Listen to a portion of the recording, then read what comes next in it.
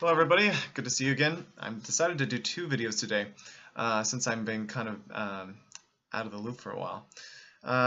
This video is going to be on answering some questions on my previous video, which actually had 15 comments. And instead of typing them out, I'm actually going to just answer them in the video. I'm also going to talk about a specific question that was sent to me from a user wanting me to talk about emotions in trading as well. So we'll get to those comments and I'll answer those in this video to help traders understand better my outlook and the emotions in options for traders as well, like Maverick FX or broker options as well on top of that. Okay, so let's go ahead and get started. Norbert was asking about Maverick, saying that they don't allow traders outside the US, and they don't, unfortunately. But they're a decent company. They are based out of Utah, and I've worked with them in the past. They're honest guys, and I do like them, but I've decided not to do business with them right now at the current moment. That may change in the future. We'll see. So he was asking, so what settings do you use to go below 10% drawdown? And I did answer him. I did have to pull down my risk by 50% in order to stay below that 10% drawdown with a Maverick FX, which means that my profits were a lot less as well. It's an unfortunate cut, and it's something that did cause me not to choose Maverick at the last second. And so that's why I have moved on to going back to LMFX. Okay, so CV, would you increase capital, reduce your drawdown on your system? Isn't there a way to reduce that to 7%? I realize that that may reduce profit. It would be great to see how you figure out your risk reward, as I am not good at it much. I appreciate it. Yeah, so for me, when you reduce drawdown, you also reduce profit, and there is a way to reduce it to 7%. It just means that my profit expectations are going to be cut down as well. Typical drawdown or tolerable drawdown is usually under the 30% mark in the retail trading space. If you're in institutional trading, typical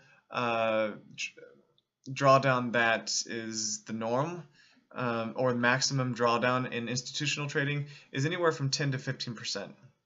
If it's more than 15%, that's getting a bit high. Most traders or investors won't enjoy more than a 15% drawdown. It gets a little bit ridiculous, especially when you're dealing with multi-millions of dollars. So it's important to, I do like the 7%. 7% is a really good number. It's low, it's not too high, it's kind of a good middle ground for institutional trading. If I were to do institutional trading in the future, which I may, then I will try to stay with a maximum of 15% drawdown, but the 7% is kind of the sweet spot for me. Okay, so Norbert was talking about Top Trader.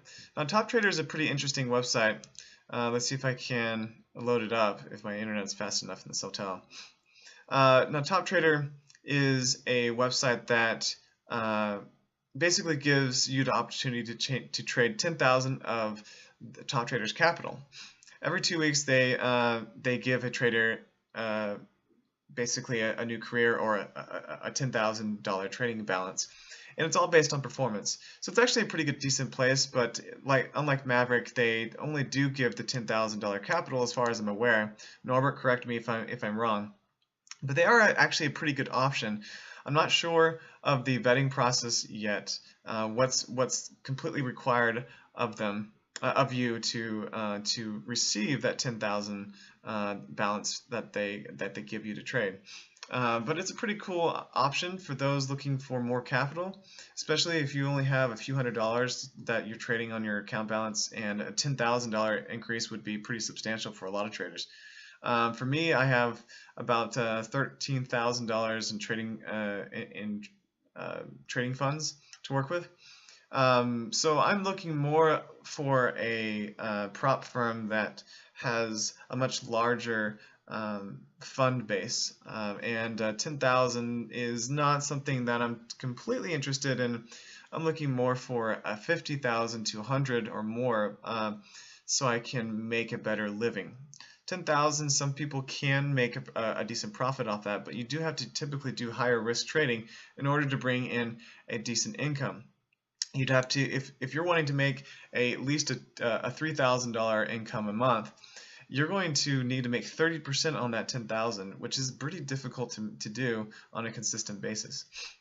So it's a good place to start, though, especially if you don't have a large trading account in the 500, 1,000 mark. But yes, thank you, Norbert, for bringing this to everybody's attention. Give it a check out. It's Top Trader with TRADR.com. And check them out and see if it's something that you'd be interested in. If you have good trading stats, it might be worth giving them a shot. Okay, so let me see if I can find where everything is going. Okay, I feel that I feel that it's the fear and greed that is the reason why 95% can't stay profitable. That is the hardest to control. The rest is easy, in my opinion. CV, I do agree with you on that. 95% of people lose not because they're typically using a bad system. There are a lot of decent systems out there, but a good system in bad hands is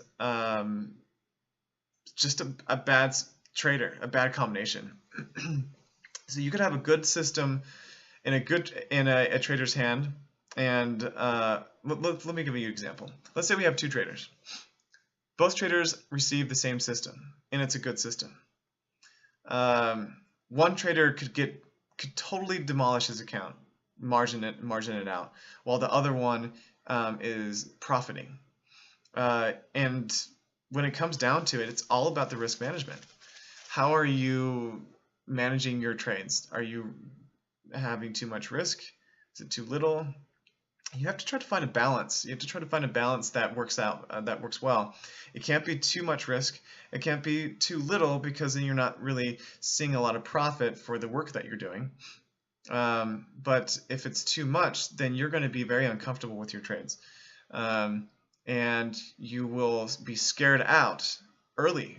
So if something goes against you, if a trade that you make goes against you and you have too much risk, you're going to start to get worried because you don't know what to do. You don't have a lot of margin left to work with, and you're seeing your account drawdown continue to increase, and that could be pretty scary if you don't have full control over what money management that you have. If you're fluctuating, if you're starting with 0.1 lots and then you're going to 0.5 or 1 lot, so if you're martingaling, that's not a very good consistent money management technique that works. By the way, martingale almost never works with a strategy. I don't recommend martingale trading at all. But you have to have something that is a good middle ground. And usually that's based on the drawdown. Like I was mentioning before, a standard maximum drawdown for retail trading or retail traders should be 30%, in the 30% range. Now, you know that I'm going for under 50% on my account at LMFX, but I should be able to stay within that 30% in most cases, most of the time. So if you're looking at a 30% drawdown maximum, then you should base your profit off of that. What can you make keeping your drawdown within 30%? And is it 5%? Is it 10%? Is it 1%? You should be more worried about what your expected drawdown will or should be than what your expected profit should be. If you're thinking about that, that is a good place to start, and that should help you find a better risk management strategy so you're more comfortable with your trades. It's all about being comfortable with your current positions. if you're in drawdown, but you know that you have sufficient margin to work with, and you have a plan. You have a plan for the worst case scenario. You have a plan for the best case scenario. You have a plan for every single scenario that may have an out that each outcome will give you. So if you place a trade, so let's say we place a trade right where the market is right now. Okay, so at 1.74431, let me place a trade. We have to understand why we're taking that trade. For one, is it a good position? What kind of trade should it be? Should it be a short position? Should it be a long position? How do we want to appropriately manage the trade? How much risk should we use? So if the trade goes against us, let's say it's a short position. Actually, since this is green, let's say it's a long position. Since it's green, since this where I marked it, I'll mark it here as well. So let's change the line properties. Okay, so this is our long position, right on this candle, right where the market is currently. And what if the pound Canadian dollar decides that it's going to push down from there? Well, then we're in drawdown, right? So how do we work with that drawdown? What's the plan? Do we hold out long term for that when that drawdown is happening? Do we re-enter at a better price in the hopes that the push down? Let me get my pin up.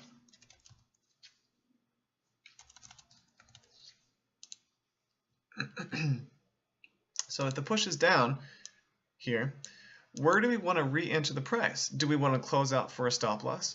Where would we close out for a stop loss? And where would we re-enter the trades? Well, these are the kind of things that you have to have a plan for. So if you're having a stop loss, where would you put it? Well, probably a pretty good place is a few pips below the lowest low on the chart, right here, right? So somewhere in that area. And where would we potentially re-enter positions? So we look at the price, we go to the 15-minute chart, and to see the same area where we'd put our stop loss down here is actually a pretty good place for a potential re-entry. Why is it a good place for a potential re-entry? So not closing out our original order, but entering a second order in for the possibility of it bouncing at that level. The reason why this is a good place for another entry is because it could go back down, could fall back down, and then bounce off this level and shoot back up. Now you're probably thinking, well, why should I put a stop loss in this area if there's potential for it to bounce there? Well, the stop loss is a little bit different. It's slightly lower. We want the stop loss to be a few pips below the lowest low. So with about 6 or so pips, anywhere from 5 to 10 pips. We'll do 10 since this is a more volatile pair.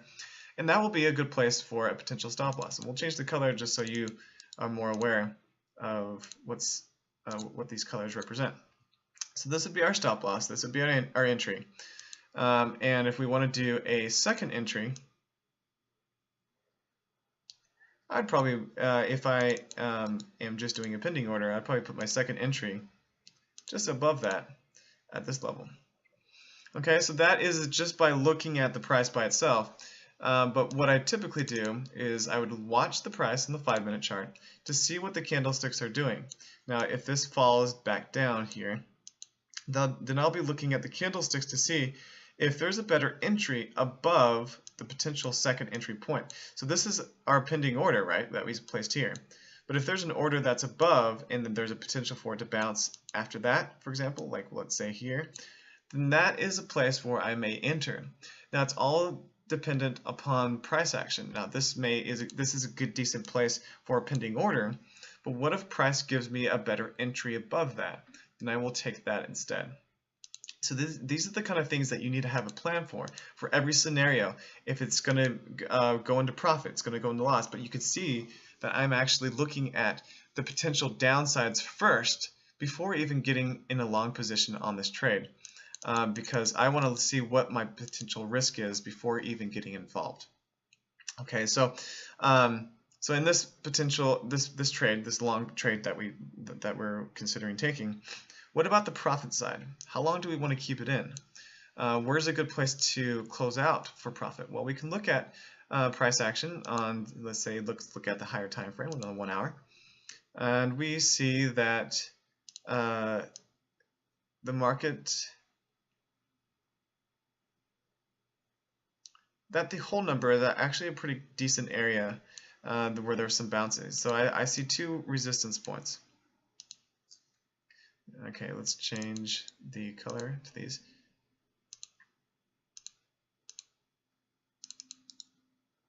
Now I'm going to end pretty soon, guys, because I do have to go in the next couple of minutes.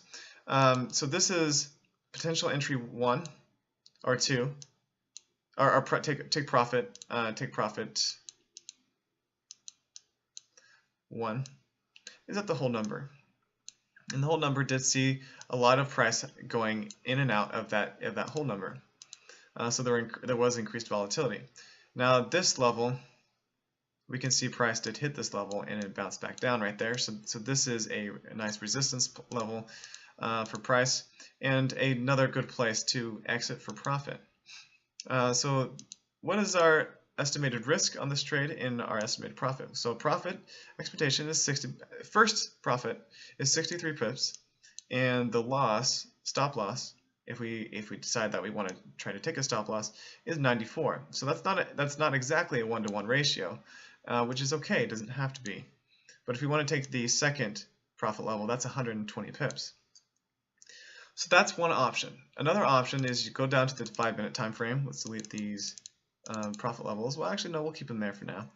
And we want to see on the 5-minute chart. So we want to see what the candlesticks are doing again. So we look at the price and see how the candles are working with this first take profit level.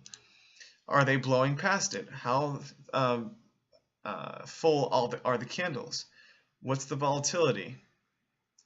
Are we getting inside candles? Are we getting bullish engulfing, bearish engulfing candles showing us that price may not hit this level before reversing back down? So you have to do all of this before you enter a trade, so you know and you can expect the outcome. That is how you deal with emotions, is knowing every possible outcome. Because if you know all the possible outcomes and you have a plan, then you should be able to calm yourself when trading, because the reason why emotions come into it is because of fear.